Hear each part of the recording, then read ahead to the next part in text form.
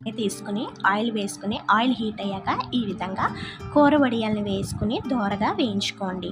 అవి వేగాక తీసుకుని పక్కన పెట్టుకోవాలి. వడియాలు త్వరగా మాడిపోతాయి, కొంచెం జాగ్రత్తగా వేయించుకోవాలి. ఇప్పుడు అదే కడాయిలోకి ఆవాలు, జీలకర్ర, మినప్పప్పు, అల్లం చితక్కొట్టుకున్నాను, ఎండుమిర్చి, కరివేపాకు వేసుకుని కొంచెం చిటపట్లాడనివ్వండి. ఇవి వేగాక ఇప్పుడు ఇందులోకి మీకు తగిన ఉల్లిపాయలు, పచ్చిమిరపకాయలు కట్ చేసి వేసుకుని గోల్డెన్ బ్రౌన్ వచ్చే వరకు వేయించుకోండి. అలాగే 2 టమాటాలు కూడా తీసుకుని వేయించుకోవాలి. టమాటాలు వేసుకోవడం వల్ల పులుపు ఎన్హాన్స్ అవుతుందని నేను వేశాను. ఇష్టం లేని వాళ్ళు స్కిప్ చేయొచ్చు. అది వేగాక ఉప్పు, కారం, పసుపు మీ టేస్ట్కి తగ్గట్టు వేసుకుని ఒకసారి బాగా కలుపుకోండి. ఇప్పుడు ఇందులోకి వేయించుకున్న వడియాలు వేసుకుని చింతపండు పులుసుని మీకు సరిపడా వేసుకుని ఇందులోకి 2 గ్లాసెస్ వాటర్ వేసుకుని బాగా పులుసు మరిగే వరకు మరిగించుకోండి. పులుసు బబుల్స్ వస్తున్నాయి అన్నప్పుడు ఈ విధంగా కొంచెం బెల్లం ముక్క తీసుకుని వేసుకుని కలిపేసుకోవాలి. అలాగే పులుసు మీకు నచ్చినట్టుగా మరిగించుకుని స్టవ్ ఆఫ్ చేసేసుకోండి. వేడి వేడి అన్నంలో చాలా టేస్టీగా ఉంటుంది.